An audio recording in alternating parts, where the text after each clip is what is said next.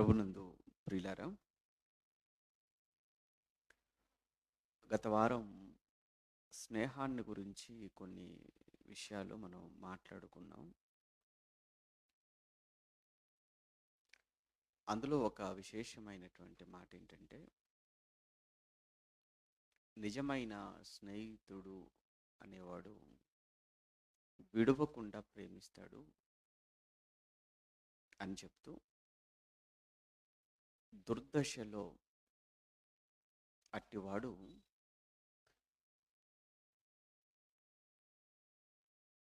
ఫోన్లు చూడండి, సైలెన్స్లో పెట్టండి. ఇంకా ఎవరైనా ఫోన్లు ఆన్లో ఉంటే దయచేసి మరలా ఫోన్స్ ఏవి కూడా రింగ్ అవ్వకుండా చూడండి. నిజమైన స్నేహితుడు విడువక ప్రేమించును అని చెప్తూ, దుర్దశలో అట్టివాడు సహోదరుడుగా ఉండును అన్నాడు. స్నేహం అనేటువంటి ఆ మాట చాలా మంచి మాట. స్నేహం చాలా మంచిది. స్నేహం మంచిది, కానీ స్నేహితులు మంచివారు కారు. మళ్ళా చెప్తున్నాను, స్నేహం చాలా మంచిది, కానీ స్నేహితులు మంచివారు కారు.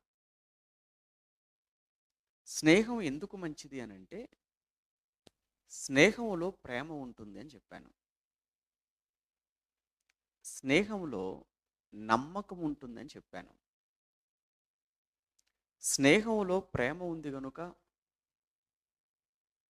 స్నేహంలో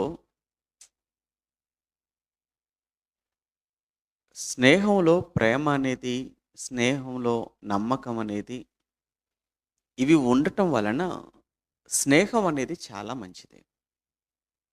కానీ స్నేహితులు ప్రేమ కలిగిన వారా? స్నేహితులు నమ్మకమైన వారా? అందును బట్టి స్నేహితులు స్నేహం అనేటువంటి దానిని పాడు చేశారు, పాడు చేస్తున్నారు. స్నేహం ముసుగులో సమాజంలో ప్రేమ పేరుతో జరుగుతున్న మోసాలు మనకు తెలియంది కాదు. బాగా ఆలోచించండి. ప్రేమ పేరుతో సమాజంలో జరుగుతున్న మోసాలు, ప్రేమ పేరుతో సమాజంలో జరుగుతున్నటువంటి హత్యలు కూడా మనకు తెలియంది కాదు. నిజంగా ప్రేమ మోసం చేస్తుందా? మీరు చెప్పండి. నిజమైన ప్రేమ మోసం చేస్తుందా? చెయ్యదు కదా! మరి మోసం ఉంది అనంటే అది ప్రేమ ఎలా అవుతుంది?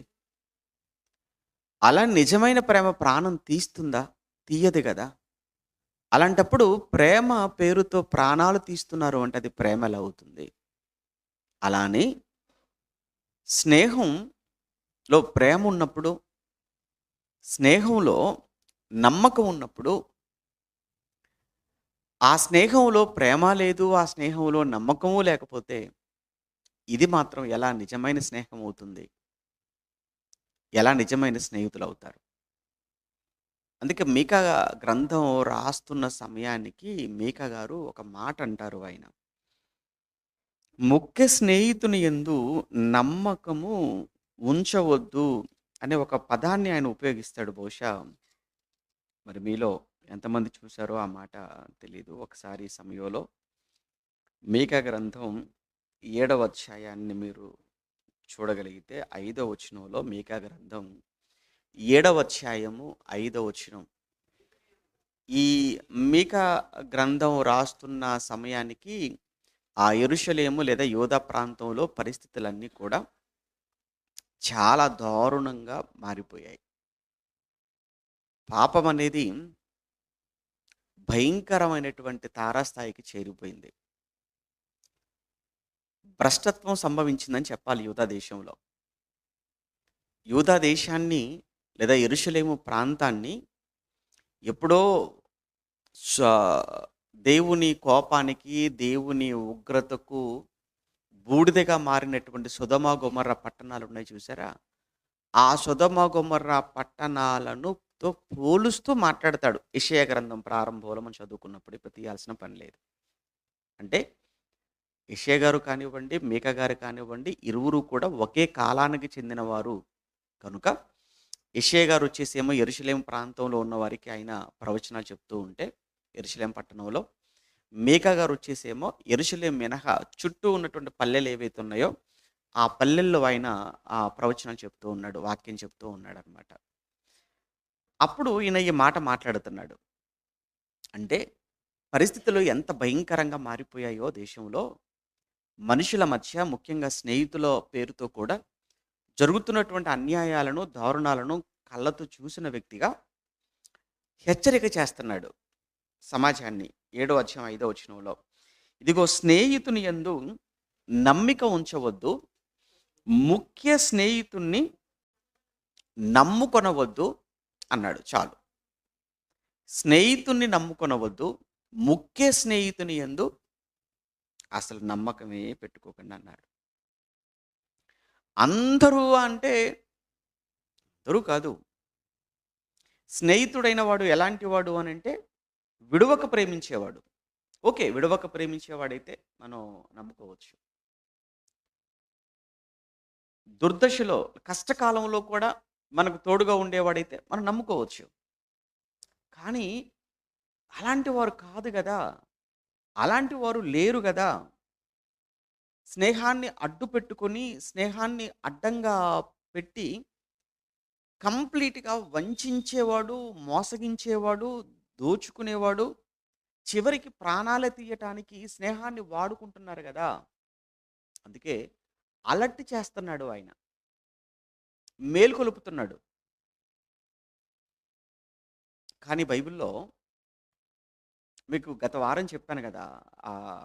ఆహ్, ఏమంటారు? ఎలా మోసం జరిగిపోయిందో అనే విషయాన్ని ఎవరు మన అమ్నోను విషయంలో, యెహోనాదాబు విషయంలో జరిగినటువంటి ఆ ఘోరాన్ని మీకు చూపించాను.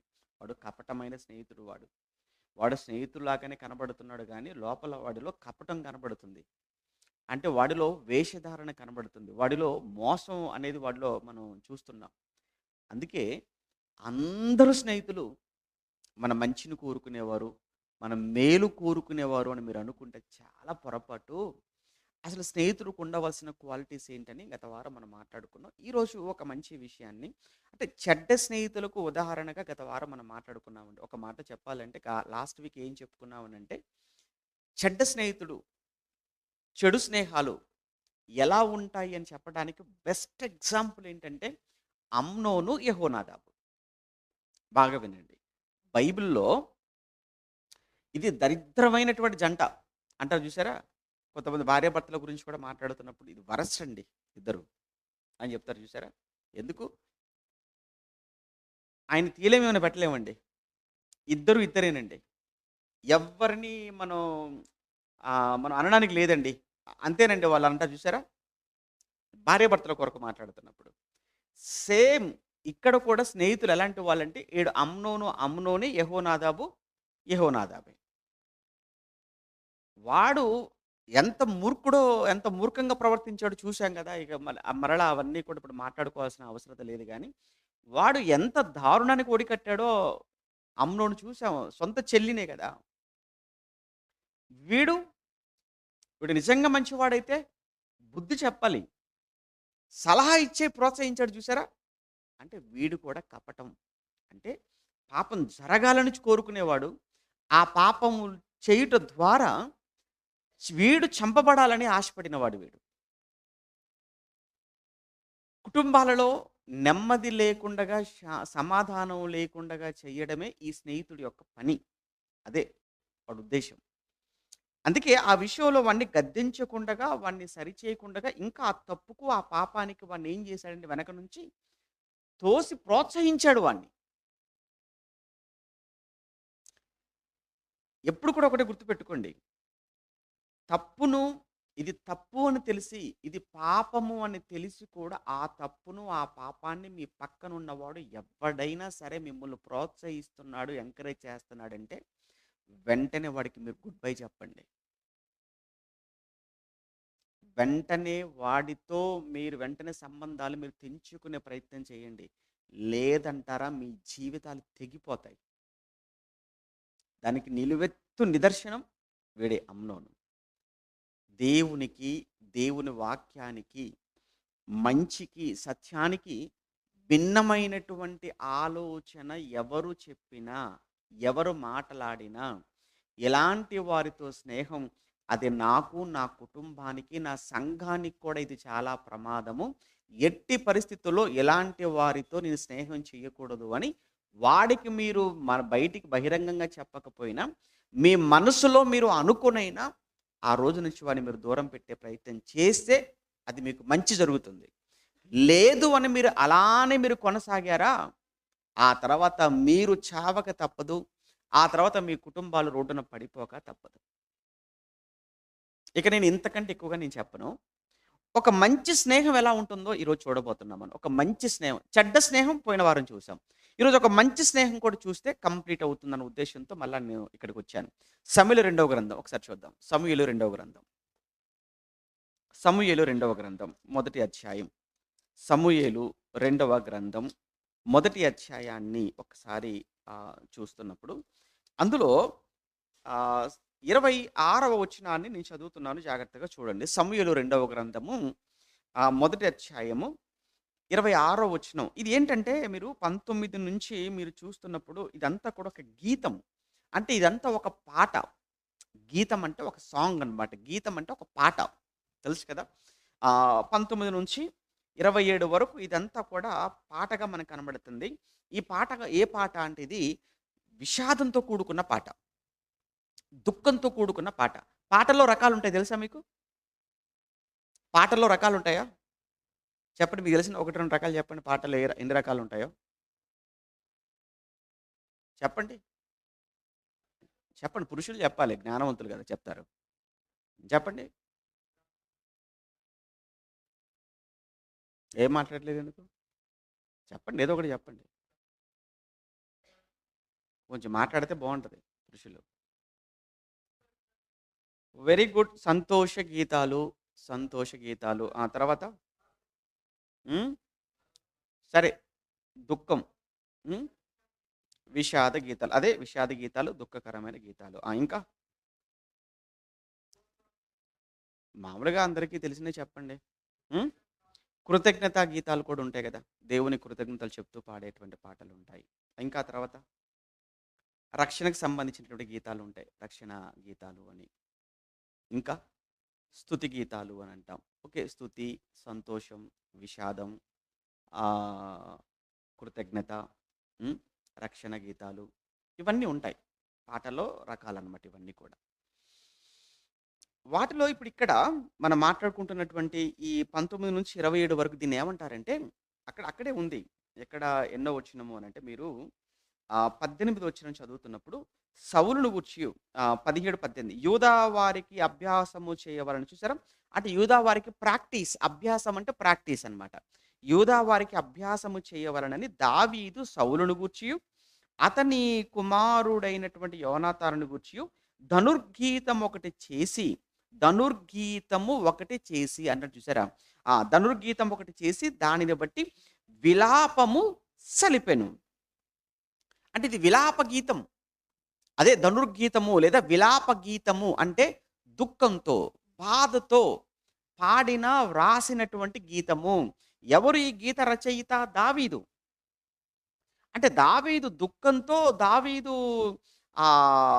విలాపముతో రాయవలసిన అవసరత ఏమొచ్చిందనంటే దీని బ్యాక్‌గ్రౌండ్ మీరు చూస్తే ఇక్కడ సౌలు కుమారుడైనటువంటి యోనాతాను. వీరిద్దరూ కూడా ఫిలిస్తీయులతో జరుగుతున్నటువంటి యుద్ధంలో గిల్బోవా అనేటువంటి పర్వతం దగ్గర వీళ్ళు చంపబడ్డారు. వీళ్ళు చనిపోయారు లేదా చంపబడ్డారు ఫిలిస్తీయులతో జరుగుతున్న యుద్ధంలో. ఈ విషయం ఒక వ్యక్తి ద్వారా దావీదు గారి దగ్గరకు వచ్చింది. దావీదు గారికి తెలియచేశారనమాట. అయ్యా, ఒక వ్యక్తి పరిగెత్తుకొని వస్తున్నాడు దావీదు దగ్గరకు. దారుణం జరిగిపోయింది, ఘోరం జరిగిపోయింది. ఏంటి అనంటే అదిగో ఆ సౌలు అనేటువంటి ఆ సౌలు రాజును, అలానే సౌలు కుమారుడు యోనాతాను వీళ్ళిద్దరూ కూడా యుద్ధంలో చనిపోయారు అని తెలియచేయగానే ఎంత బాధ, ఎంత దుఃఖము అనంటే ఆయన పరిస్థితి మీరు ఒక్కసారి చూస్తే ఎన్నో వచనము ఆ మాట విన్నప్పుడు దావీదు గారి రియాక్షన్, దావీదు గారి స్పందన ఎలా ఉందో ఎన్నో వచనం 11, 12. దావీదు ఆ వార్త విని తన వస్త్రములు చింపుకొనెను అన్నాడు చూసారా? అదేంటి? సౌలు శత్రువు గదా! దావీదుకు శత్రువైనటువంటి సౌలు చనిపోయాడు అనంటే ఆనందపడాలి గదా! శత్రువైనటువంటి సౌలు చనిపోయాడంటే, ఆ వార్త తీసుకొచ్చినటువంటి వాడిని కూర్చోబెట్టి, భోజనం పెట్టి, శాలువేసి, దండేసి, సన్మానం చేయాలి గదా! అలా చేయకుండగా ఏవండీ ఈయన బట్టలు చింపుకుంటున్నాడేంటి? శత్రువైనటువంటి సౌలు చనిపోతే సంతోషపడటం లేదాయన. వస్త్రాలు చింపుకుంటున్నాడు. ఎందుకంటే దావీదును సౌలు ప్రతి సందర్భంలో శత్రువు అనుకున్నాడేమో కానీ, సౌలును ఎప్పుడూ కూడా దావీదు శత్రువు అనుకోలేదు. బాగా వినండి. నేను ఒకవేళ మీకో ఎవరికైనా ఒకవేళ శత్రువుగా ఉంటుండొచ్చు కానీ, మీరెవరు నాకు శత్రువులు గాదు అన్నట్లు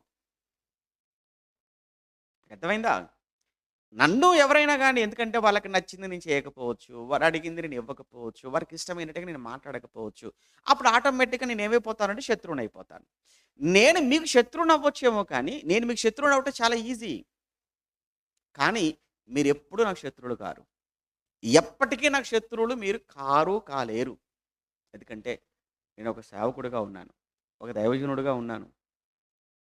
మీరు వాక్యమును బట్టి మీరంతా కూడా చాలా పిల్లలు అనుకుంటాను. కనుక మీరు వాక్యములో మా అంత స్థాయిలో మీరు లేరు గనక, మీరు మాట్లాడే మాటలు, మీరు చేసినటువంటి పనులు, వాటన్నింటినీ కూడా వాక్యం తెలిసినటువంటి ఒక వ్యక్తిగా పెద్దగా నేను వాటన్నిటిని కూడా క్షమించుకుంటూ నేను వెళ్ళాలి తప్ప, వాటిని నా మనసులో పెట్టుకొని, నేను మీకులాగా కక్ష, ద్వేషం, పగతో ఉంటే నేను సేవకు పనికిరాను. నేను సేవకుడిని కాదు. అంతే. ఆయన దేవుడు. పరలోకమందున్నాడు ఆయన. ఎందరో ప్రవక్తలు వారు అనుభవించిన వాటితో మమ్ముల్ని మేము ఒకవేళ చూసుకోగలిగితే, మేము ఏ మాత్రం కూడా కాదు వారు అనుభవించిన వాటి ముందు, వారికి ఎదురైన వాటి ముందు. ఎప్పటికి కూడా మీరు మాకు శత్రువులు అనేటువంటి భావన అనేది ఒకవేళ మాకొచ్చింది అనంటే, మేము ఆత్మీయంగా ఆ రోజు చచ్చిపోయినట్లే. మీకు తెలుసా? ఈ మాట వాడుతున్నాను. మీరు మాకు శత్రువులుగా ఒకవేళ నేను అనుకున్నాను అనంటే, ఆత్మీయంగా నేను ఆ రోజు చచ్చిపోయినట్లే అన్నమాట. అంటే ఎప్పటికి మీరు మాకు శత్రువులు కాదా? ఎప్పటికి కాదు. ఎప్పటికి కాలేరు మీరు మాకు. మన పిల్లలు ఎన్నో సందర్భాలలో మన మాట వినరు. మన మాటకు లోబడరు. ఎన్నో సందర్భాలలో మనం మాట్లాడుతున్నప్పుడు మన మాటకు వాళ్ళు వాళ్ళు ఎదురు మాట్లాడిన సందర్భాలు కూడా ఉంటాయి. అలా అని మన పిల్లలు మనకేమైనా శత్రువులవుతారా? వాళ్ళని మన శత్రువులుగా చూస్తామా? ఒకవేళ ఆ క్షణానికి మనం బాధపడతాము. ఆ క్షణానికి గదిలోకి వెళ్ళిపోతాము. ఆ క్షణానికి కన్నీళ్లు పెట్టుకుంటాము. ఆ క్షణానికి ఎవరికో మన బాధను చెప్పుకుంటాం. అంతే తప్ప మన పిల్లలు మాత్రం మనకి ఏం కారు వాళ్ళు? శత్రువులు కారు. అలానే ఒకవేళ ఎవరైనా గానీ ఏదైనా మాట అన్నారు అన్నప్పుడు గానీ, లేదా ఏదో చేస్తున్నారు అనుకున్నప్పుడు, ఆ విషయం తెలిసి మనసులో మేము బాధపడొచ్చేమో, దుఃఖపడొచ్చేమో, మనస్తాపానికి లోనవ్వొచ్చేమో కానీ, ఎప్పటికీ మీరు మాత్రం మాకెప్పటికీ శత్రువులు కారు. ఆ విషయాన్ని మీరు గుర్తుంచుకోవాలి. ఇక్కడ ఈ మాట చదువుతున్నప్పుడు, సౌలు అనేటువంటి వ్యక్తి ఎప్పటికీ ఎప్పుడు కూడా దావీదును శత్రువుగా ఎంచాడు. కానీ దావీదు మాత్రం ఎలా భావించాడో తెలుసా ఎప్పుడు కూడా? దావీదు ఒకానొక సందర్భంలో ఆయన కలిస్తే, దావీదు సౌలును చూసి,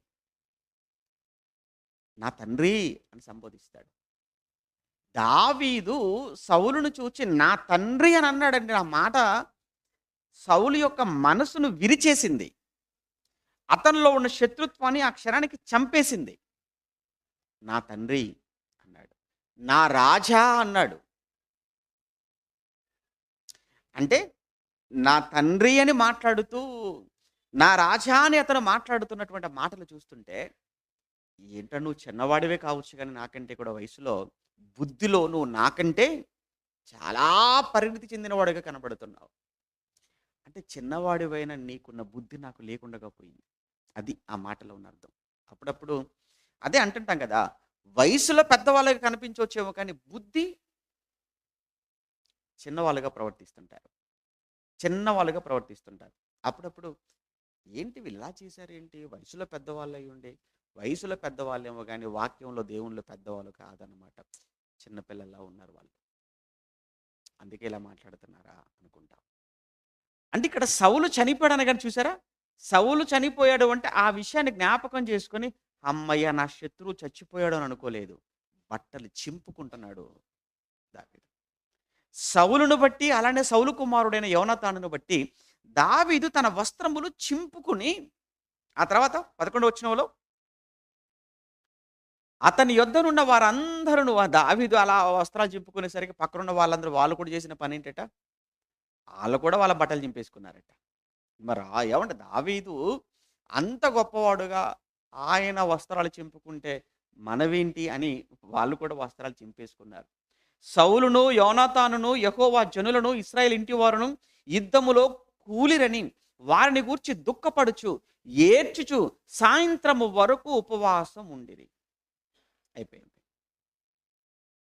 సాయంత్రం వరకు ఈ దుఃఖం, ఏడుపు, ఏడుపు, ఏడుపు, ఏడుపు. ఈ బ్యాక్‌గ్రౌండ్‌లో, ఈ సిట్యుయేషన్‌లో ఆయన ఈ కీర్తన రాస్తున్నాడు. ఈ పాట రాసాడు. ఈ గీతం రాసాడు. అంటే ఇప్పుడు మీరు 19వ వచనం నుంచి చదువుకుంటున్న కీర్తన, ఈ గీతం ఏదైతే ఉందో, ఈ గీతం ధనుర్గీతము అన్నాడు. విలాప గీతము అన్నాడు. ఈ విలాప గీతాన్ని వ్రాయడానికి వెనకాల కారణం ఏంటని చూసినప్పుడు ఇది ఈ సందర్భం అన్నమాట. ఓకే. రైట్. ఈ సందర్భంలో ఈ గీతంలో ఒక మాట అన్నాడండి. ఒక మాట. ఈ పాటలో ఒక మాట ఏంటంటే ఆ మాటతో మనం ముందుకెళ్దాం. ఆ మాట 26వ వచనం. 26వ మాటలో 25లో యుద్ధరంగమునందు బలార్జులు పడియున్నారు. నీ ఉన్నత స్థలములలో యోనాతాను హతమాయెను. నీ ఉన్నత స్థలములో యోనాతాను హతమాయెను అని మాట్లాడి వెంటనే యోనాతాను కోసం మాట్లాడుతూ నా సహోదరుడా అన్నాడు. యాక్చువల్‌గా దావీదుకు యోనాతాను సహోదరుడవుతాడా? అసలు యోనాతానుకు దావీదుకు అసలు సంబంధమే లేదు. యోనాతానుకు దావీదుకు ఏ విధమైన బంధము, ఏ విధమైన రిలేషన్ లేదు. ఎందుకనంటే కంప్లీట్‌గా ఇతని గోత్రం వేరు, ఈయన గోత్రం వేరు. సౌలు గోత్రం ఏంటయ్యా అంటే బెన్యామీను గోత్రం. దావీదు గోత్రం ఏంటయ్యా అంటే అది యూదా గోత్రం. దావీదొచ్చేసేమో యూదా గోత్రానికి చెందినవాడైతే బెన్యామీను వచ్చేసేమో సౌలొచ్చేసేమో బెన్యామీను గోత్రానికి చెందినవాడు. వీళ్ళిద్దరు గోత్రాలే వేరు. ఇంకా మాట్లాడితే సౌలేమో రాజు. యోనాతాను వచ్చేసేమో రాజవంశంలో పుట్టినవాడు. ఇతను దావీదు వచ్చేసేమో దావీదు తండ్రి ఏమో యెషయి. ఈ దావీదు తండ్రి యెషయి కానీ, దావీదు గాని వీళ్ళేంటంటే గొర్రెలు మేపుకునేవాళ్ళు. అంటే దావీదేమో గొర్రెల కాపరిగా ఉన్నాడు. సౌలు యోనాతాను వచ్చేసేమో రాజ కుటుంబంలో పుట్టినటువంటి యువరాజు ఆయన. ఒక మాటలో ఈయన యువరాజు. యోనాతానేమో యువరాజు. సౌలు తర్వాత రాజు కావలసిన వాడు. సౌలు తర్వాత సింహాసనం మీద కూర్చోవలసిన వాడు. ఇతను యోనాతాను. దావీదు ఎవరయ్యా అనంటే జస్ట్ కేవలం ఇది ఒక షెపర్డ్. ఇతను ఒక గొర్రెల కాపరి మాత్రమే. అంతవరకే. అలాంటిది అలాంటి దావీదొచ్చేసి యోనాతాన్ని చూసి అంటున్నాడు, నా సహోదరుడా అన్నాడు. ఎలా సహోదరుడయ్యాడు? ఎందుకు ఆ మాట అన్నాడు? అక్కడి నుంచి మనం ముందుకెళ్దాం. నీవు నాకు అతి మనోహరుడవై ఉంటివి అన్నాడు యోనాతాను కోసం. కేవలం ఒక మాట అనలేదు. నీవు నా సహోదరుడు అని మాట కేవలం అంతటితో ఆపకుండా నీవు నాకు అతి మనోహరుడవై ఉంటివి. నీ నిమిత్తము నేను బహుశోకము నొందుచున్నాను. యోనాతాను కోసం బహుశోకము నొందుచున్నాడు అన్నాడు. నిజంగానంటే దావీదు రెండే 2 సందర్భాల్లో ఆయన బాగా ఏడ్చినట్టుగా బైబిల్‌లో మనకు కనబడతాయి. రెండే 2 సందర్భాలు. ఇది ఇక్కడ కనబడింది. ఇంకోటి ఏ సందర్భం చెప్పండి? పురుషులు చెప్పండి. ఇంకోటి ఏ సందర్భంలో దావీదు బాగా దుఃఖపడ్డాడు? దావీదు ఏ సందర్భంలో బాగా ఏడ్చాడు? ఇంకోటి రెండో సందర్భం ఏంటో చెప్పండి? ఆ? అబ్షాలోము చనిపోయినప్పుడు. అది. ఇక్కడ యోనాతాను చనిపోయాడు గదా! యోనాతాను చనిపోయాడు అని నేను బహుశోకము నందుచున్నాను అన్నాడు. సేమ్ ఇదే వర్డ్ ఇంతకంటే కూడా ఇంకా కఠినమైన మాట ఇంకొక మాట అంటాడు. ఎవరు? అబ్షాలోము చనిపోయినప్పుడు. అబ్షాలోము చనిపోయినప్పుడు ఏమంటాడంటే, ఆయన అబ్షాలోము నా కుమారుడు. నేను చనిపోయినా బాగుండేది. అంటే తన కొడుకు అబ్షాలోము తన మీద తిరుగుబాటు చేసి సింహాసనం లాక్కునే ప్రయత్నం చేసి ఆఖరికి తననే చంపాలనుకొని వచ్చినటువంటి అబ్షాలోము చనిపోయాడు అని అంటే అక్కడ దావీదు యొక్క రియాక్షన్, దావీదు యొక్క స్పందన చూస్తుంటే అయ్యో నాయనా నా కుమారుడా అబ్షాలోమా అంటే పిల్లల మీద తండ్రులకున్న పిచ్చి కదా అది. అబ్షాలోములో ఏముందండి మంచి చూడటానికి మీరు చెప్పండి ఒకటి. దావీదు కొడుకుగా అబ్షాలోము విషయంలో గర్వపడటానికి ఏముందో ఒక కారణం చెప్పండి మీరు? ఒక దావీదు అభిషాలోము అనేటువంటి తన కుమారుడు విషయంలో ఆనందపడటానికి, గర్వంగా చెప్పుకోవడానికి ఉన్న ఒక్క మంచి ఏమైనా ఉందా? లేదు. ముందొచ్చేసి అమ్నోను అయినటువంటి తన కుమారుడు, పెద్ద కుమారుడైన అమ్నోనును చంపి పారిపోయాడు. ఎవరు? అబ్షాలోము. మరలా తర్వాత తిరిగొచ్చాడు. పోనీ తిరిగొచ్చిన తర్వాతనేమో తిన్నగా ఉన్నాడా? తిరిగొచ్చిన తర్వాత కూడా తిన్నగా లేకుండగా ఎనకాల చాలా కుట్ర ప్లే చేశాడు. చాలా కుట్ర చేశాడు. అంటే దావీదుకు వ్యతిరేకంగా సైన్యాన్ని ఏర్పాటు చేసుకుంటున్నాడు. దావీదుకి వ్యతిరేకంగా కొంతమందిని తన వైపుకు తిప్పుకుంటున్నాడు. ప్రేమగా మాట్లాడుతూ, ముద్దులు పెట్టుకుంటూ, తన పక్షాన ఉండాలంటూ, మా నాన్న వేస్ట్ అంటూ, ఆయన పనికిరాడంటూ, ఆయన దగ్గర ఉన్న వాళ్ళు కూడా దేనికి ఉపయోగపడరంటూ, ఇలా జనాలలో మెప్పు కోసం, జనాలను తన వైపుకు తిప్పుకోవడం కోసం చాలా ప్లే చేశాడు కపటంగా. చివరికి వాడికి కూడా ఒక దరిద్రుడైన ఒక స్నేహితుడు ఉన్నాడు. వాడే అహీతోపేలు అనేవాడు. వాడిచ్చిన సలహాతో ఏకంగా తండ్రినే చంపడానికి బయలుదేరాడు. అప్పటికే కుట్ర జరుగుతుందని తెలిసి ఆ కుట్రలో ఎందుకు అనవసరంగా యుద్ధము అని చెప్పి దావీదు అప్పటికప్పుడు రాత్రికి రాత్రి కట్టు బట్టలతో అన్ని సర్దేసుకొని అడవిలోకి వెళ్ళిపోయాడు. అడవిలోకి వెళ్ళిన వదిలిపెట్ల అబ్షాలోము చూసారా? అక్కడ కూడా తరుముతూ వచ్చాడు తన సైన్యంతో. అక్కడ కూడా చంపేద్దామని. కానీ వచ్చిన అబ్షాలోమే చనిపోయాడన్న సంగతి దావీదుకి తెలిసి దావీదు, అయ్యో నా కుమారుడా, నీకు బదులుగా నేను చనిపోయినా బాగుండేది కదా. అంటే నిజంగా తండ్రులకు, తల్లులకు పిల్లల మీద ఎంత ప్రేమ ఉంటుంది కదా. వాడు ఎలాంటి వాడైనా ఏం చేసినా కొడుకు కదా, కూతురు కదా అనే ఒక బంధం, అనే ఒక మమకారం అనేది తల్లిని, తండ్రిని పట్టి లాగేస్తుంటుందంటే అది పిల్లలకు అర్థమయ్యేది ఎప్పుడో, వాళ్ళు మారేది ఎప్పుడో, తల్లిదండ్రులకు అనుకూలంగా తిరిగేది ఎప్పుడో తెలీదు.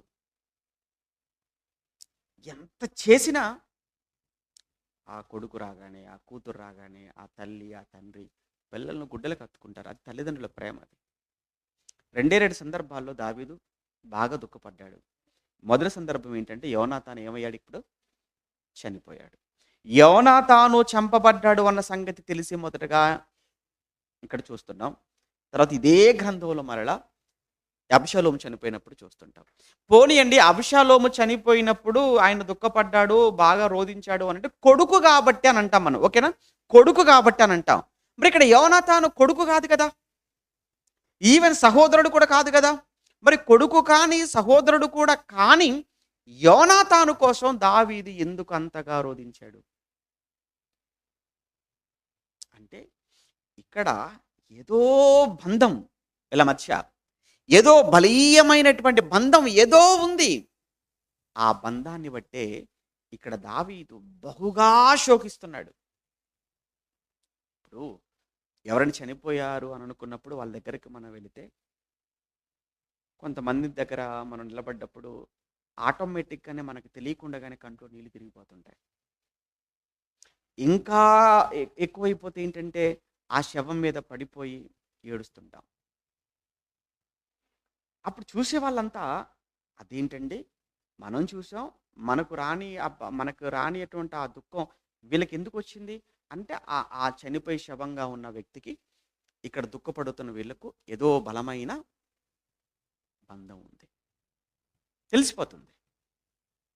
మరి అలాంటప్పుడు ఇక్కడ యోనాతాను చనిపోయాడు అన్న విషయం తెలియగానే బట్టలు చింపుకొని బహుగా ఉపవాసం ఉండి సాయంత్రం వరకు బహుగా శోకించి, బహుగా దుఃఖించి కీర్తన రాస్తున్నాడు అని అంటే ఏంటి యోనాతానుకు దావీదుకు మధ్య ఉన్నటువంటి రిలేషన్? సహోదరుడు కాకపోయినా సహోదరుడుని సంబోధించాడు. ఎలాగో కొడుకే కాదు, సహోదరుడు కానే కాదు. మరి అయినప్పటికీ కూడా ఎందుకు అంతగా అనంటే తర్వాత చెప్తున్నాడు చూడండి. నా యందు నీకున్న ప్రేమ బహువింతైనది అనేసాడు. అంటే యోనాతానుకట దావీదుపై ఏముందట? ప్రేమ అన్నాడు. ఇప్పుడు అదేంటండి, ఆడవాళ్ళకు కదా మగవాళ్ళ మీద ప్రేమ, మగవాళ్ళ మీద ప్రేమ ఎలా ఉంటుంది? మనలో అన్నమాట. అంతేనా? అంతే కదా! ఇప్పుడు యోనాతాను ఆయన మగవాడుగా పురుషుడిగా కనబడుతున్నాడు. దావీదు పురుషుడు. దావీదు మాట్లాడుతూ, యోనాతానా, నా మీద నీకున్న ప్రేమ బహు వింతైనది అన్నాడు. అంటే యోనాతానట దావీదుపై చాలా ప్రేమను పెంచుకున్నాడట. బహు వింతైన ప్రేమను చూపించాడట. ఇంతకు ఏ విధమైన ప్రేమ అది? అంటే ఇంకొక మాట చెప్తూ, అది స్త్రీలు చూపించే ప్రేమ కంటే కూడా అది అధికమైనది అన్నాడు అనంటే, అమ్మో! స్త్రీలు చూపించే ప్రేమ కూడా ఎలా ఉంటదనంటే, స్త్రీలు ప్రేమించారా ప్రాణం ఇస్తారు. తేడా వచ్చిందా ప్రాణం తీస్తారు. అలా ఉంటది. చాలా ప్రేమ. చాలా ప్రేమను చూపిస్తారు. ఇక్కడ అందుకే చూడండి పాపం చాలా ప్రేమించిద్ది. ఆడు మోసం చేస్తాడు. తట్టుకోలేకపోయి చచ్చిపోతుంది.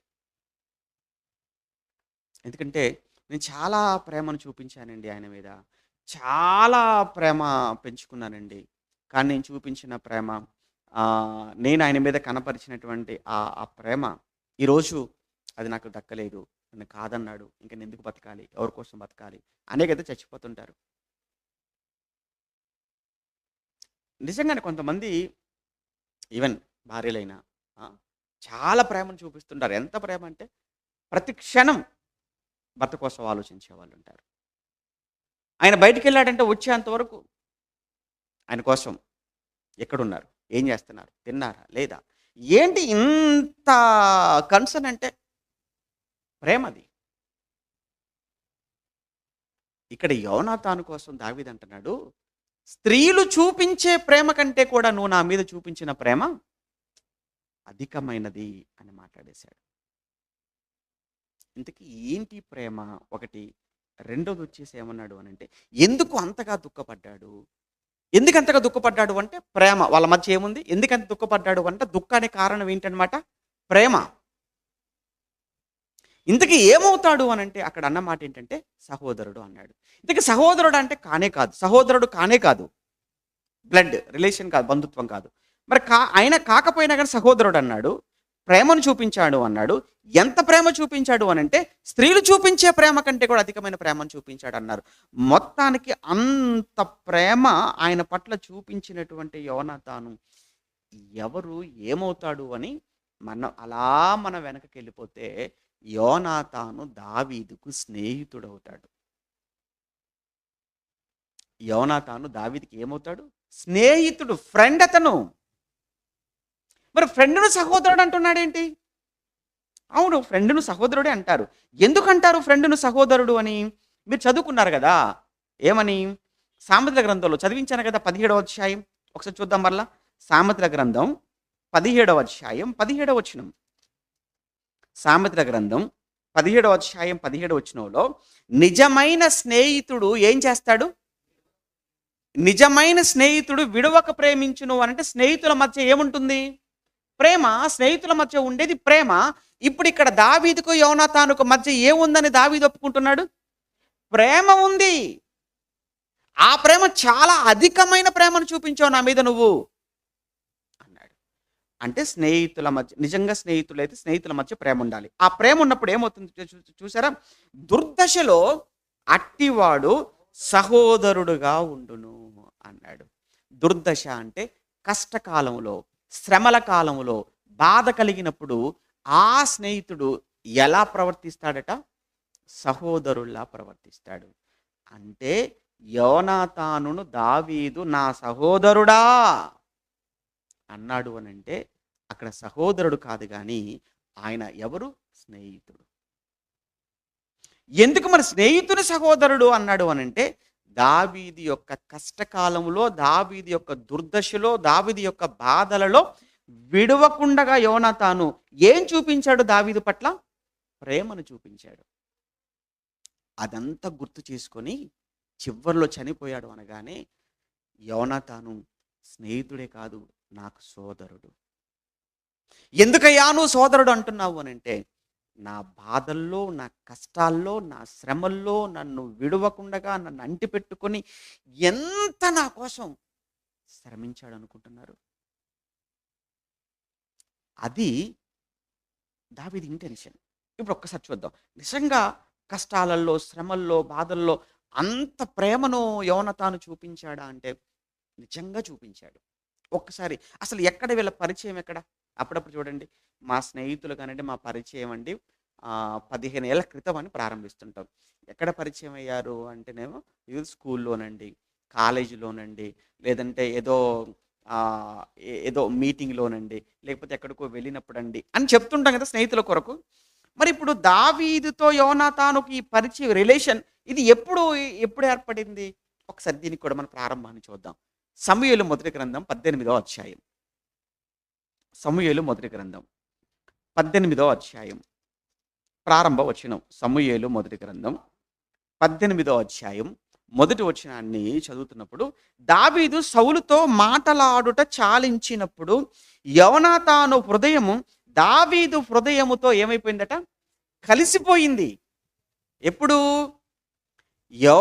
ఎవరు? దావీదు సౌలుతో మాటలాడుట చాలించినప్పుడు. ఇక్కడ ఏం జరిగింది 17వ అధ్యాయంలో అంటే, దావీదు గొల్లియాతును చంపేశాడు. దావీదు ఫిలిష్తీయుడైన ఆజానుబాహుడైన 6 ముళ్ళ జానడెత్తు ఉన్నటువంటి ఘాతువాడైనటువంటి ఆ గొల్లియాతును ఒకే ఒక్క చిన్ని రాయితో కొట్టి చంపేశాడు దావీదు గొల్లియాతును. దాంతో ఫిలిష్తీయులపైన ఇశ్రాయేలీయులకు అతి పెద్ద విజయం, అతి గొప్ప విజయం అనేది ఇశ్రాయేలీయులకు కలిగింది. ఇశ్రాయేలు ఇంత గొప్ప విజయాన్ని పొందుకోవటానికి కారణం ఎవరు అనంటే దావీదు. ఇప్పుడు దావీదు వలన ఇంత గొప్ప విజయం వచ్చేసిందన్న సంగతి ఇక ఏముంది, వాళ్ళు యుద్ధ స్థలంలో నుంచి, రణస్థలంలో నుంచి వాళ్ళు తిరిగి యెరూషలేముకి వస్తున్నప్పుడు మొట్టమొదటగా ఎక్కడికి వెళ్ళాలి అని అంటే ముందు రాజుగారి దగ్గరికే కదా వెళ్ళాలి, సౌలు దగ్గరికి కదా వెళ్ళాలి.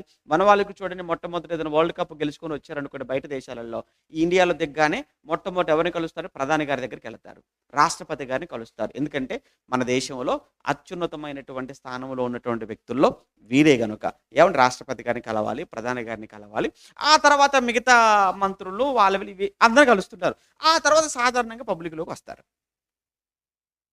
జరుగుతున్నది అదే. ఎందుకంటే ఇంత గొప్ప విజయాన్ని మేము తీసుకొని వచ్చినప్పుడు ఈ గొప్ప విజయాన్ని మొట్టమొదట ఎవరితో పంచుకోవాలంటే పెద్దలతో పంచుకోవాలి.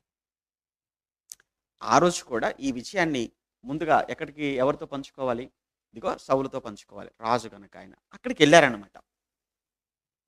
అప్పుడు రాజుగారి దగ్గరికి వెళ్ళి, సౌలు గారి దగ్గరికి వెళ్ళి నిలబడి మాట్లాడుతున్నప్పుడు, సౌలుతో దావీదు మాట్లాడుతున్నప్పుడు అంటే సౌలుతో దావీదు మాట్లాడుతున్నాడు అంటే పక్కన ఎవరున్నారు? ఈయన రాజు అయితే పక్కన యువరాజు ఎవరు? యోనాతాను. సౌలు కొడుకే కదా యోనాతాను. అంటే సౌలు గారు ఒక సింహాసనం మీద కూర్చుంటే ఆ పక్కనే ఉన్నట్టు మరొక సింహాసనం మీద యోనాతాను కూర్చున్నాడు. ఇప్పుడు దావీదు సౌలుతో మాట్లాడుతున్నాడు. దావీదు సౌలుతో మాట్లాడుతున్న ఆ మాటలు వింటున్నప్పుడు యోనాతాను తదేకంగా అలానే దావీదు వైపు చూస్తూ ఉండిపోయాడు. దావీదును జాగ్రత్తగా గమనిస్తున్నాడు. అలా దావీదు మాట్లాడుతుంటేనే అనుకోకుండా తెలియకుండానే దావీదు హృదయం, యోనాతాను హృదయం ఎవరి హృదయంతో కలిసిపోయింది? దావీదు హృదయంతో కలిసిపోయింది. అంతేకాదట, యోనాతాను దావీదును తనకు ప్రాణ స్నేహితునిగా భావించుకున్నాడు అన్నమాట. ఏవి కలిశాయి అంటే ఇక్కడ హృదయాలు కలిశాయి. ఎవరెవరు హృదయాలు కలిశాయి? ఎవరి హృదయంతో కలిసిపోయింది? యోనాతాను హృదయం ఎవరి హృదయంతో కలిసిపోయింది? దావీదు హృదయంతో కలిసిపోయింది. అంటే ఏవండి కలవాలి స్నేహితులవి అనంటే హృదయాలు కలవాలి. స్నేహితులవి కలవవలసినవేంటి? హృదయాలు కలవాలి. కానీ ఈ రోజున స్నేహాలు ఎందుకు పాడైపోతున్నాయి? ఎందుకు బ్రేక్ అయిపోతున్నాయి? కారణం ఏంటంటే కలవవలసిన హృదయాలు కలవట్లేదు. మనం కూడా ఎంత పొంగిపోతామంటే కట్టుకున్న చీరలు 2 సేమ్ అనుకోండి. ఏమనుకుంటారు? ఏయ్ మ్యాచింగ్ అంటే మన శారీస్ కలర్స్ కలిసిపోయాయి అంటారు. మన డ్రెస్ మ్యాచ్ అయిందని చూస్తుంటారు. లేకపోతేనేమో నీ వాచ్ నా వాచ్ సేమ్ కదా అనుకుంటారు. లేకపోతే నీ పేరు నా పేరు దగ్గరగా ఉన్నాయి కదా అనుకుంటారు. పేర్లు కలిస్తే చాలు, వాచ్‌లు కలిస్తే చాలు, ఏవండి ఆ చీర రంగులు కలిస్తే చాలు అనుకుంటామే తప్ప కలవవలసినవి ఏంటి? హృదయాలు. భార్యాభర్తలు ఎప్పుడు ఒకే డ్రెస్‌లో వస్తారండి. మ్యాచింగ్ అండి. విషయం ఏందంటే వాళ్ళ బట్టలే మ్యాచ్ అవుతున్నాయి కానీ వాళ్ళ బ్రతుకులు మ్యాచ్ అవ్వట్లేదు పాపం. అలా బట్టలు మ్యాచ్ అవుతున్నాయి. బావుంది. ఎప్పుడు కూడా సేమ్ కలర్ తీసుకుంటారు. ఎప్పుడు కూడా ఆవిడది ఎప్పుడు తీసుకున్నా గానీ ఆవిడేది తీసుకుంటే వాళ్ళ ఆయనకి అదే తీసుకుంటది. ఈయనేది తీసుకుంటే వాళ్ళ ఆవిడకి అదే తీసుకొస్తుంటాడు. చూస్తున్నటువంటి వాళ్ళందరికీ కూడా ఎలా కనపడుతుంటారు అనంటే, అసలు వాళ్ళు చూసారండి ఎలా ఉన్నారో? అంటే చూడటానికి బాగున్నారు. చూడటానికి ఏముంది వాళ్ళు చక్కగా బయటవన్నీ మ్యాచ్ అవుతున్నాయి. కానీ అసలు కలవవలసినటువంటి వాళ్ళ హృదయాలు కలవటం లేదు. ఇక్కడ యోనాతాను హృదయం దావీదు హృదయంతో కలిసిపోయింది. అంతేకాదు యోనాతాను దావీదునట ప్రాణ స్నేహితుడుగా భావించుకొని అతన్ని ప్రేమించెను. ఆ పదం చూసారా? స్నేహంలో ఉండవలసింది ఏంటని చెప్పాను మొదటిది ప్రేమ. స్నేహంలో ఏముండాలి? ప్రేమ. నిజంగా ఎంతగా ప్రేమించాడు అనంటే యాక్చువల్‌గానంటే ఏం కలుగుతది అనంటే దావీదు గొప్ప విజయం తీసుకొని వచ్చాడు కదా! గొప్ప విజయంతో వచ్చినప్పుడు విజయంతో వచ్చినటువంటి విజేయుడిగా వచ్చినటువంటి గొలియాత దావీదును చూచి ఆ యోనాతానుకి సహజంగా అసూయ కలగాలి. ఎందుకనంటే నేను యువరాజుని గదా! యువరాజునైనటువంటి నాకు రావాల్సిన ఘనత, నాకు రావాల్సినటువంటి గొప్ప, నాకు రావాల్సినటువంటి మహిమ అంతా కూడా ఈడు కొట్టేసాడేంటి అని జనరల్‌గా అసూయ కలగాలి. కానీ అసూయ కలగలేదు. ఎందుకంటే నిజంగా చెప్తున్నాను స్నేహం అంటే ఎలా ఉంటుందనంటే, స్నేహితుడి విజయాన్ని తన విజయంగా భావించేవాడే నిజమైన స్నేహితుడవుతాడు. నా స్నేహితుడుకు విజయం కలిగింది. నా స్నేహితుడికి ఉద్యోగం వచ్చింది. నా స్నేహితుడు ఇల్లు కట్టుకున్నాడు. నా స్నేహితుడు వాడు పాస్ అయ్యాడు. నా స్నేహితుడు గొప్పవాడయ్యాడు అనంటే అది తనదే కాదు. ఇది నాది కూడా. అంటే తన స్నేహితుడుకు కలిగినటువంటి మేలును బట్టి, తన స్నేహితుడుకు కలిగినటువంటి విజయాన్ని బట్టి ఆనందపడేవాడు స్నేహితుడవుతాడు తప్ప అసూయ పడేవాడు ఎప్పటికీ స్నేహితుడు కాలేడు. మళ్ళా చెప్తున్నాను. ఎవరైనా గానీ నిజంగా మన సంఘం ఇది మన కుటుంబం అండి. ఇది మన సంఘం అనంటే ఏమనుకుంటాం? ఇది మన ఫ్యామిలీ, మన కుటుంబం అనుకుంటాం. ఇప్పుడు మన కుటుంబంలో ఎవరినైనా ఒకరిని మనం అభినందిస్తున్నప్పుడు, ఎవరైనా ఒకరు ఏదైనా మంచి చేశారు అన్నప్పుడు, ఎవరికైనా ఏదైనా ఉద్యోగమో లేకపోతే ఏదో మంచిది వాళ్ళకి దీవెన, ఆశీర్వాదం కలిగిందని అనుకున్నప్పుడు, ఆ విషయంలో అందరమే హ్యాపీగా ఉన్నామనుకోండి. అప్పుడు ఇది కుటుంబం అనుకుంటాం. అలాగా కొంతమంది మూతి ముడుచుకొని, రాకుండగా, చేయకుండగా, అలిగినట్టుగా, ఏదో వాళ్ళది దోచేసుకున్నట్టు, తీసేసుకున్నట్టుగా అలా ఉన్నారనుకోండి. దాన్ని ఏమంటారు చెప్పండి? అసూయ అనుకుంటారు. లేకపోయినా అలా అలా అనుకునే అవకాశం ఉంది. నిజంగా వాళ్ళు మన వాళ్ళే అని అనుకున్నప్పుడు, మన కుటుంబ సభ్యులు అనుకున్నప్పుడు, ఈ సంఘంలో ఎవరికి ఏ చిన్న మేలు కలిగినా, ఏ చిన్న ఆశీర్వాదం, ఏ చిన్నది వాళ్ళు పొందుకున్నా, అది మనదిది. ఏయ్! మనోడురా. ఇదిగో మన సంఘ సభ్యుడురా. మన కుటుంబ సభ్యుడురా. ఇదిగో మన అన్న, అదిగో మన తమ్ముడు, అదిగో మన అక్క అని ఈ ఫీలింగ్ అనేది మనలో ఉండగలిగితే అప్పుడు మనం మంచివాళ్ళం. అప్పుడు మనం నిజమైనటువంటి స్నేహాన్ని చూపించిన వాళ్ళం అవుతాం మనం. అది మనకు లేదనుకోండి, నిజంగా చెప్తున్నాను. అది మనకు లేదనుకో, అది చాలా ప్రమాదంలోనికి తీసుకెళ్తుంది మనల్ని. మనకు తెలియకుండగానే మన లోపల చాలా రోగాలకు కారణమై, మనకు తెలియకుండగానే మన కుటుంబానికి శాపమై, మనకు తెలియకుండగానే మనల్ని నాశనానికి నడిపించేదిగా మారిపోద్ది. అందుకే ఎప్పుడు కూడా ఎవరికి మంచి జరిగినా, ఎవరికి మేలు కలిగినా అది మనది. ఇక్కడ యోనాతాను ఎందుకయ్యా అంత గొప్పవాడయ్యాడు అనంటే, దావీదు తెచ్చినటువంటి విజయం అది చూసి అసూయ పడకుండగా దావీదు హృదయంతో తన హృదయాన్ని కలుపుకున్నాడు. దావీదును తన ప్రాణ స్నేహితుడిగా ఎంచుకున్నాడు. రెండో చెప్తున్నా, స్వార్థం లేదని చెప్పడానికి కారణం ఏంటంటే, నేను ఎందుకు ఎందుకు చెప్తున్నానంటే, నెక్స్ట్ మాట మీరు చూస్తుంటే ఏమండి అతను ప్రేమించుచు యోనాతాను దావీదు తన ప్రాణ స్నేహితుడిని భావించుకుని అతను ప్రేమించుచు యోనాతానును అతనితో నిబంధన చేసుకున్నాడు. చూసారా? అంటే దావీదుతో యోనాతాను నిబంధన చేసుకున్నాడు, ప్రమాణం చేస్తున్నాడు. ఏ విధమైన నిబంధన చేశాడు? తర్వాత చూడండి 5వ వచనం. దావీదు 4వ వచనం. మరియు యోనాతాను తన దుప్పటిని, బాగా వినండి, తన దుప్పటిని అంటే తన పైన కప్పుకునేది, తన పై కప్పుకునేది అంటే తన పై వస్త్రం. తన పై వస్త్రం అంటే తన రాజవస్త్రం. అంటే పైన యువరాజుగా, ఇప్పుడు రాజు కొడుకు ఎలా ఉంటాడు? యువరాజుగా అని చెప్పుకున్నాం. యువరాజు అంటే ఆ యువరాజు వస్త్రం ఎలా ఉండాలి? రాజవస్త్రం లాగానే ఉంటుంది యువరాజు వస్త్రం. కానీ తన పైన ఉన్నటువంటి ఆ యువరాజు వస్త్రాన్ని తీసివేసి తన దుప్పటిని, తన కత్తిని, తన విల్లును, చివరికి తన నడికట్టును తీసి ఎవరికి ఇచ్చేశాడట? ఎందుకు ఇచ్చేశాడు దావీదుకు? దావీదుకి ఎందుకు ఇచ్చాడు? దావీదు ఏమని అడిగాడా? లేదు. అక్కడ ఏమంటే యోనాతాను యొక్క ఇంటెన్షన్ ఏంటో తెలుసా? నేను ఒప్పుకుంటున్నాను దావీదు, ఏంటంటే వారసత్వంగా నా తండ్రి తర్వాత ఈ సింహాసనం నాదేమో, కానీ ఇది ఈ సింహాసనం మీద కూర్చునే యోగ్యత కానీ అర్హత కానీ నాకంటే కూడా నీకే ఉంది. నేను వారసత్వంగా మాత్రమే నేను యువరాజునేమో, నా తండ్రి రాజు గనక నేను రాజు అవ్వచ్చేమో తర్వాత, అది కాదు. కానీ నిజంగా చెప్తున్నాను, నాకంటే కూడా ఈ సింహాసనం మీద కూర్చునేటువంటి 100% రైట్స్ నీకే ఉన్నాయి. అందుకే నన్ను నేను తగ్గించుకొని, ఇదిగో నా రాజవస్త్రాన్ని నీ చేతిలో పెడుతున్నాను, నా విల్లు నీ చేతిలో పెడుతున్నాను, నా కత్తి నీ చేతిలో పెడుతున్నాను, నా ఢాలు నేను నీ చేతిలో పెడుతున్నాను. అంటే అర్థం ఏంటి? నువ్వు రాజువయ్యా. దావీదు ఏమని అడిగాడా? అసలు దావీదు ఏమైనా మాట్లాడా? ఏం మాట్లాడలేదు. కానీ యోనాతానుకు అర్థమైపోయింది. అంటే ఏమంటే యోనాతానులో స్వార్థము లేని, అసూయ లేని, స్వార్థము లేని ఆ మనసు చూసారా? స్నేహంలో ఏ ఉండకూడదు అంటే స్వార్థం ఉండకూడదు, స్నేహంలో ఏ ఉండకూడదు అంటే అసూయ ఉండకూడదు. అసూయ ఉంటుంది స్నేహం కాదు, స్వార్థం ఉంటుంది స్నేహం కాదు. కనుక ఎవరిలోనైనా స్వార్థము అసూయ ఉంది అని అంటే వాళ్ళు నిజమైన స్నేహితులు కాదు, కాలేరు. ఇంకో మంచి మాట ఏమండి, 19వ అధ్యాయం మీరు చూస్తుంటే 19వ అధ్యాయము నిజంగా స్నేహంలో నమ్మకం ఉంటుంది. ప్రేమే కాదు, ఆ నమ్మకం కూడా ఉంటుందని చెప్పడానికి 4వ వచనంలో 19వ అధ్యాయం మొదటి నుంచి 4వ వచనంలో మీరు చూస్తుంటే 19వ అధ్యాయం మొదటి నుంచి ఆ 4-7 వచనాల వరకు 2వ వచనంలో సౌలు కుమారుడైన యోనాతాను దావీదునందు బహు ఇష్టము గలవాడే. ఆ పదం చూసారా?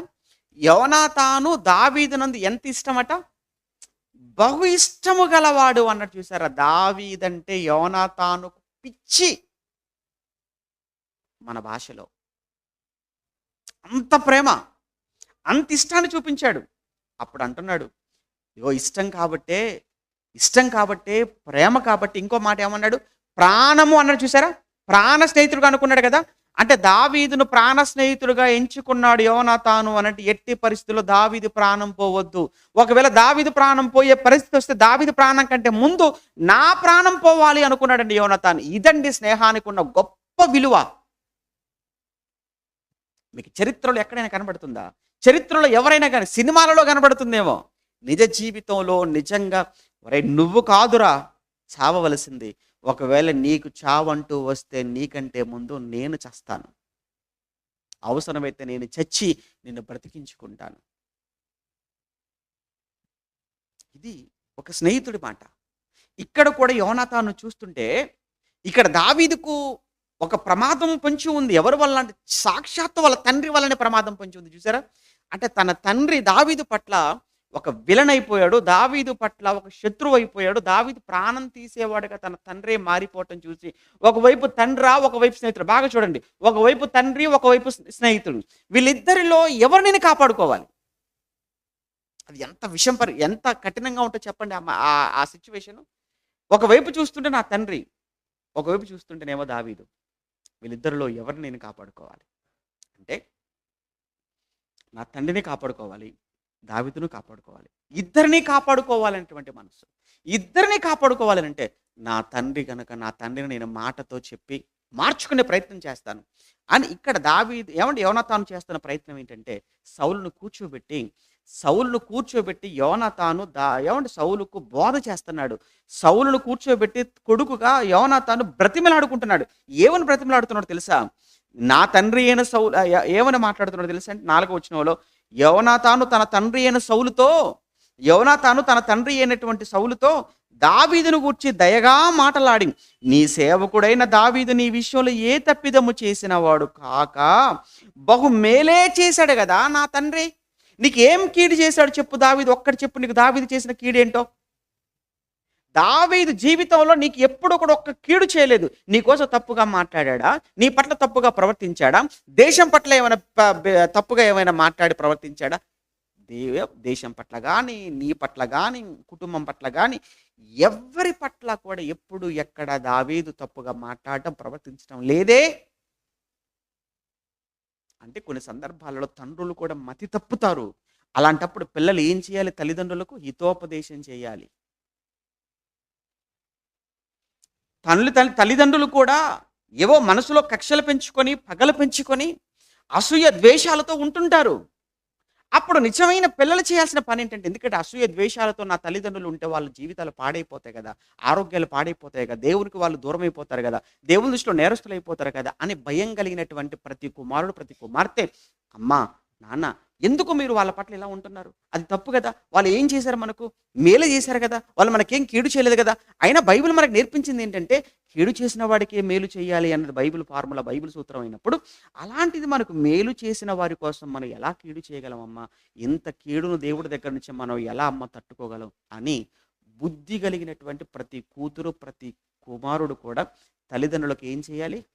హితోపదేశం చేసి వాళ్ళ తల్లిదండ్రులను కాపాడుకునే ప్రయత్నం చేయాలి. ఇక్కడ యోనాతాను అదే చేస్తున్నాడు. ఏం మాట్లాడుతున్నాడు ఆయన? ఏ తప్పిదము చేసిన వాడు కాక నీకు బహుమేలు చేశాడు. రాజా, నీవు అతని విషయంలో ఏ పాపము చేయకుందువుగాక. అతడు ఒకానొక సమయంలో ప్రాణానికి తెగించి ఆ గొల్లియాతును చంపలేదా? ప్రాణాలు తెగించి గొల్లియాతును చంపలేదా? మర్చిపోయావా నాన్న? ఒకసారి గుర్తు చేసుకోవా? అలానే తండ్రి చంపాలనుకున్న విషయాన్ని వెంటనే దావీదుకు కూడా చెప్పేశాడు. ఇదిగో మా నాన్న ఇంత కుట్ర చేస్తున్నాడు దావీదు, మా నాన్న చేతిలో నువ్వు చనిపోతావేమో. లేదు లేదు, నేను ఎట్టి పరిస్థితుల్లో మా నాన్న చేతిలో నుంచి నేను తప్పించుకుంటూనే ఉంటాను, నువ్వేం భయపడు అంటే ఒక నమ్మకం. అంతే కదా, నమ్మకం ఉంది కాబట్టి కదా ఈ విషయాన్ని వెళ్ళి ఓపెన్గా తనతో చెప్పాడు. తనను జాగ్రత్త చేస్తూనే తన తండ్రిని కూడా మార్చుకునే ప్రయత్నం చేస్తున్నాడు. ఇదంతా కూడా స్నేహములో ఉన్నటువంటి గొప్పతనం. ఇంకో మాట చూస్తారు, 20వ అధ్యాయం ముగించేస్తాను. 23 చూడండి ఒకసారి. 23వ అధ్యాయంలో అయినా మరలా సౌలు దావీదు పట్ల అదే బుద్ధిని కనపరిచాడు, అదే విధానాన్ని కనపరుస్తున్నాడు. చంపడానికి వెతుకుతున్నాడు, చంపడానికి గాలిస్తున్నాడు. ఒకానొక చోటికి వెళ్ళిన తర్వాత అక్కడే సౌలు ఉన్నాడు, అక్కడే దావీదు ఉన్నాడు, అక్కడే యోనాతాను ఉన్నాడు. మొత్తానికి సౌలు కంట పడకుండా యోనాతాను దావీదుని ఎంతగా తప్పించాడో, తప్పించడమే కాకుండా యోనాతాను దావీదుతో మాట్లాడుతున్న మాటలు చూస్తుంటే చాలా ఆశ్చర్యంగా ఉంటాయి. 16వ వచనంలో, అప్పుడు సౌలు కుమారుడైనటువంటి యోనాతాను లేచి వనములోనున్న దావీదు నొద్దకు వచ్చి, నా తండ్రి అని 23:16, నా తండ్రి అయినటువంటి సౌలు నిన్ను పట్టుకొనజాలడు. నా తండ్రి అయినటువంటి సౌలు నిన్ను ఎప్పటికీ పట్టుకోలేడు. దావీదు, నీవు భయపడవద్దు, నువ్వు భయపడవద్దు. అంతేకాదు, నిన్ను చూస్తుంటే నాకు నీ మీద కలుగుతున్న నమ్మకం ఏంటో తెలుసా? నువ్వు ఇశ్రాయేలులకు ఏమవుతావు? నువ్వు ఇశ్రాయేలుకు రాజు అయిపోతావు. నేను నీకు సహకారినవుదును అని ఆ తర్వాత ఆ సహకారినవుదును, ఇది నా తండ్రి అయిన సౌలును కూడా తెలిసి ఉన్నదని అతనితో చెప్పి, దేవునిని బట్టి అతన్ని ఏం చేశాడట? యోనాతాను బలపరిచిన. ఆ పదం చూసారా? అంటే ఒక స్నేహితుడిగా ఒక యోనాతాను దావీదు కష్టకాలంలో, శ్రమల కాలంలో, బాధల్లో, దుర్దశలో తప్పించుకుంటూ ఆ అరణ్యము, ఈ అరణ్యము, ఆ లోయ, ఈ లోయ అనుకుంటూ తిరుగుతున్నటువంటి సమయంలో యోనాతాను దావీదుని కలుసుకొని దావీదుకు ఎలాంటి మాటలు చెప్తున్నాడు కదండి, ధైర్యం. దావీదు, నువ్వేం బాధపడకు, ఎప్పటికీ నిన్ను నా తండ్రి చేతిలో దేవుడు నిన్ను పడనివ్వడు. నిన్ను ఎప్పటికీ నా తండ్రి పట్టుకోలేడయ్యా. 2, నిన్ను చూస్తుంటే ఖచ్చితంగా దేవుడు నిన్ను రాజుగా కూర్చోబెడతాడు. 3, నేనేమవుతానో తెలుసా? నేను నీకు సహకారిగా ఉంటాను. ఎంత గొప్ప మాటలు కదా అని యోనాతాను దావీదుని ఏం చేస్తున్నాడు?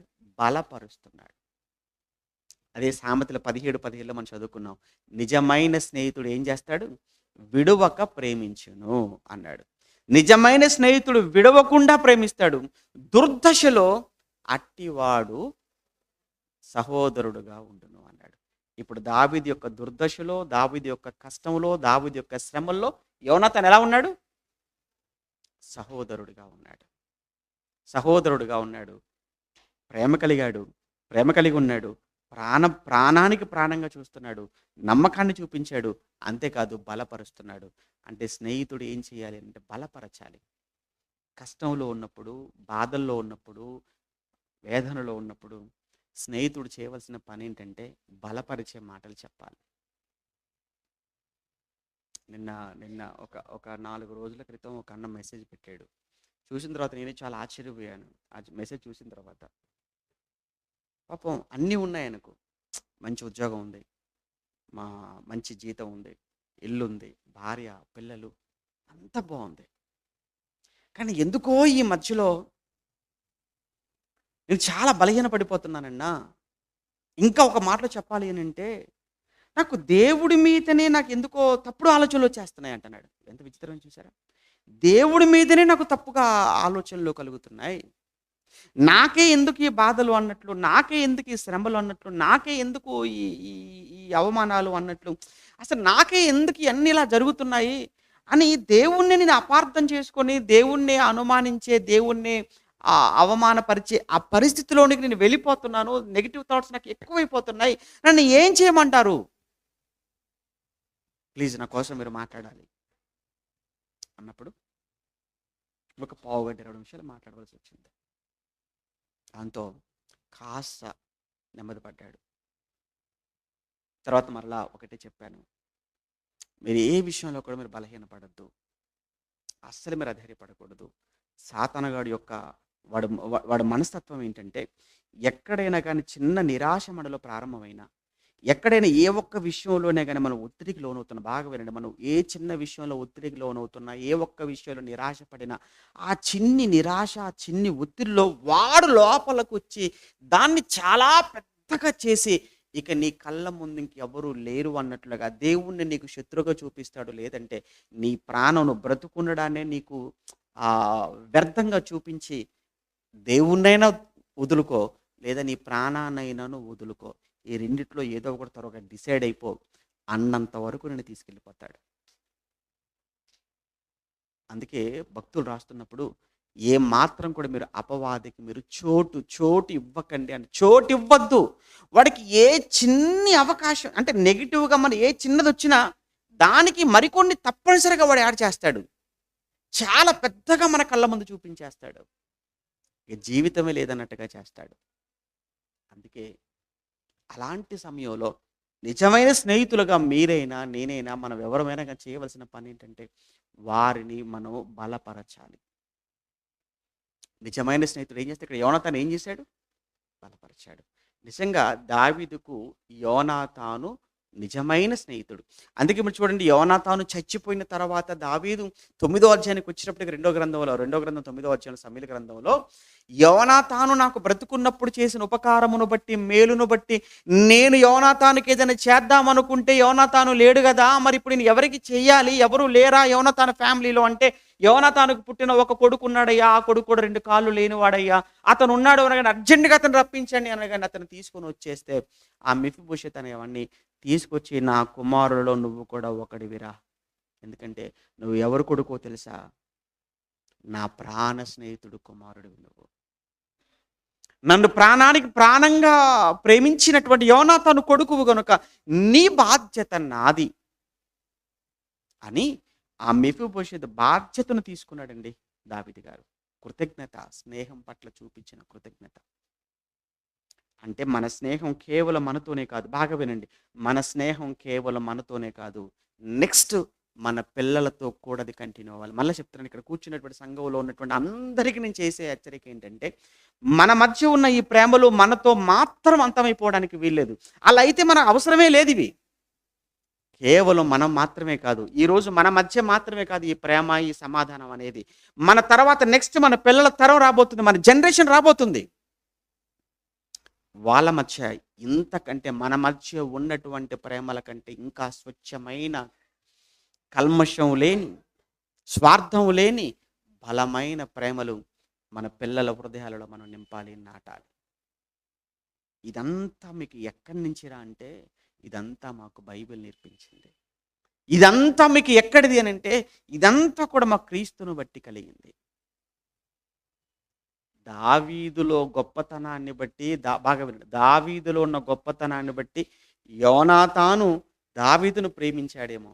కానీ ఒక్కసారి యేసుక్రీస్తుని చూడండి. నీలో ఏ గొప్పతనం ఉందని, నాలో ఏ గొప్పతనం ఉందని, మనందరిలో ఏ గొప్పతనం ఉందని ఆయన మనల్ని ప్రేమించాడు. దావీదు ఫిలిస్తీన్‌ను కొట్టి విజయోత్సవంతో వచ్చినందుకు, సౌలు ముందు నిలబడి మాట్లాడుతున్నందుకు యోనాతాను హృదయం దావీదు హృదయంతో కలిసిపోయింది. అక్కడి నుంచి మంచి ప్రేమ చూపించని కాదంటం లేదు. కానీ యేసుక్రీస్తు నీపై, నాపై, మనందరిపై చూపించిన ప్రేమ యోనాతాను దావీదు మీద చూపించిన ప్రేమ కంటే కొన్ని లక్షల రెట్లు గొప్పది. దావీదు కోసం యోనాతాను ప్రాణం ఇస్తాడు. దావీదు గొప్పవాడు గనుక. కానీ నువ్వు, నేను, మనందరి కోసం యేసు ప్రాణం ఇవ్వాల్సిన అంత గొప్పతనం ఏముంది మనలో? లేదండి. ఆ రోజు ఆయన యోనాతాను సింహాసనాన్ని వదులుకున్నాడు దావీదు కోసం. దావీదు కొరకు రాజవస్త్రాలు విడిచిపెట్టినందుకు, దావీదు కొరకు క్రీస్తునామని ప్రార్థన మీకు సమర్పిస్తున్నాము తండ్రి. ఆమేన్.